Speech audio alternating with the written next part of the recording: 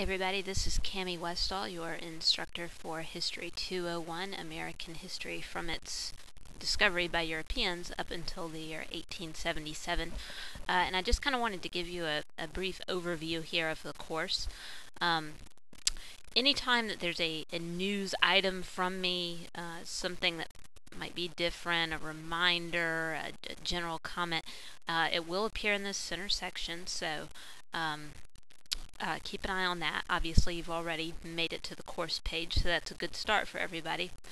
The content tab is where you're going to be spending a lot of time here, and this is where the syllabus is, and I'd like to go over that with you. You will always have access to that and the material in the Getting Started tab.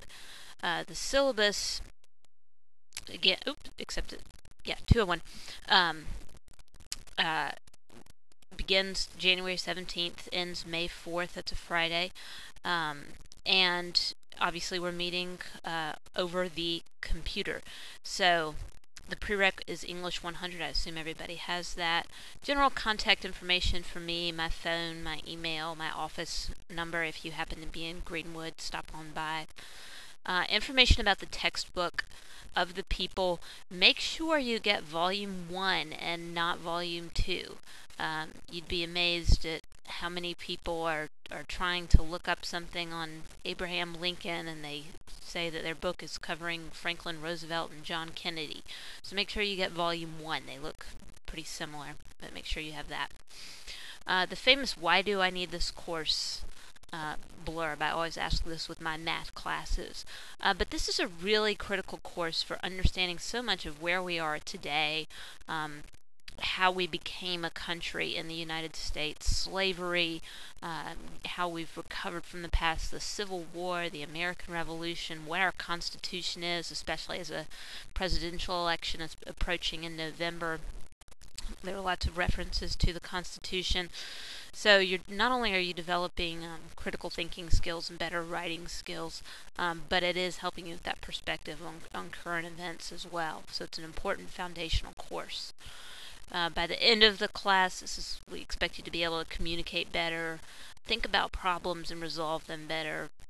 Obviously, you'll get better with technology through having an internet class, and some of the other course goals and objectives for you to review.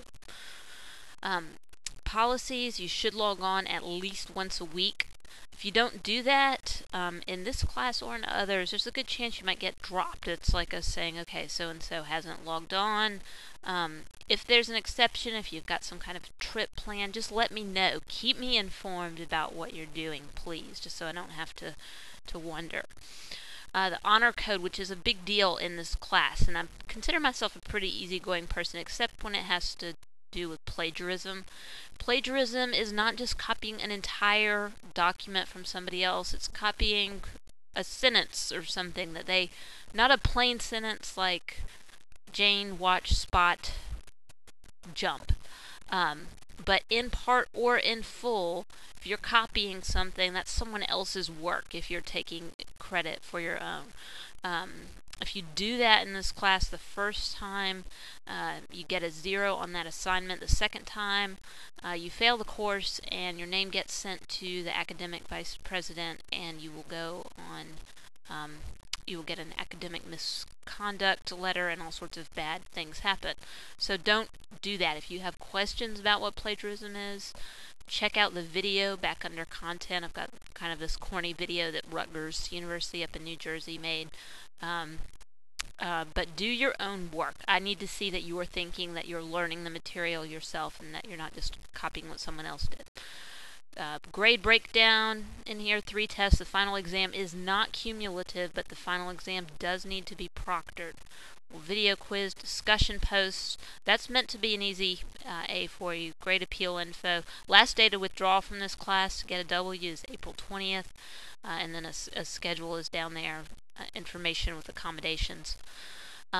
Again, back under that content tab, you'll find all sorts of things that are helpful for you. In that plagiarism video, I mentioned a rubric, proctored assessment instructions for the final exam, D2L tips. After that, I've got several little resources. Some narrated PowerPoints. These are done by a something called hippocampus that some of you may be familiar with from other classes. Anytime a warning like this pops up, I promise you I'm not giving you any virus-laden information. But these tend to be very helpful reviews, and it helps having a little audio visual at times, and you just kind of click around.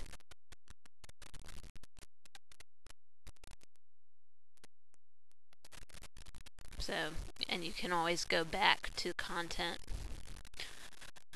Same thing, I've got some online videos that I've posted, and we'll add a few more that didn't get transferred over. I was really sick for this first one that I did, but again, some extra clicking is involved, but hopefully this will be a good resource for you as well. I'll show you how you have to sort of click through this stuff, wait for a new window for the chapter reviews that were posted from me to pop up.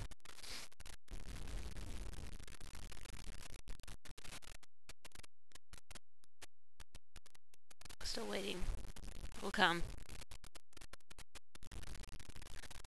Just to give you a feel for what it looks like. Anytime illuminate.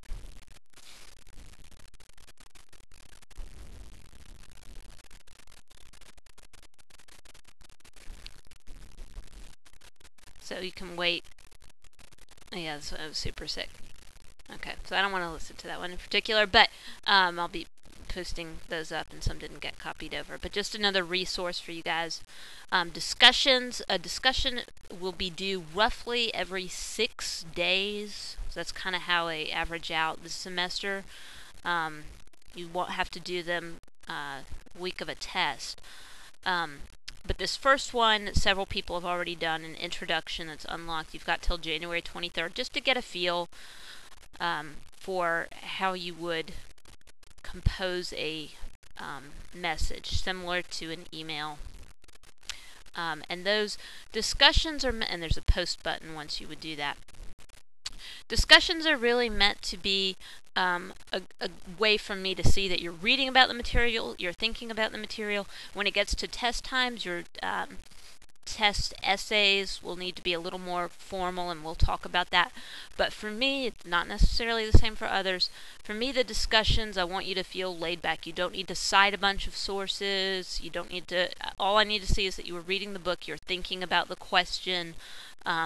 Use paragraphs, but you're welcome to use the first person. I feel. I was surprised by this. And usually, as long as it's obvious that you're not just making something up, that you actually thought about the material, and that you get it within the word length.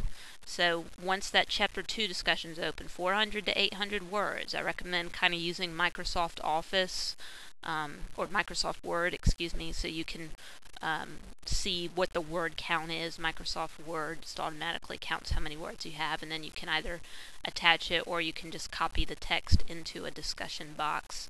But get it in that word length and don't plagiarize. When it's time for the test, they'll be available under the quizzes tab. One attempt on all of those. Checklist, you can kind of keep up with your assignments there, what's due when. Class list of your classmates. That's also got my D2L email address on there. So look around. Again, this is just a quick overview. Anytime you've got questions, let me know. That's what I'm here for. You know, good luck. You do have to be self-motivated and self-disciplined in an online class, but I'm here if you have questions. Also really encourage you to use this NetTutor website that appears. So if you don't get a hold of me, then use that. But again, I'm here. Even though you can't see me face to face, it's probably better for you because I'm kind of ugly anyway. But let me know if you've got questions. Good luck. And hopefully the semester will go well for everyone.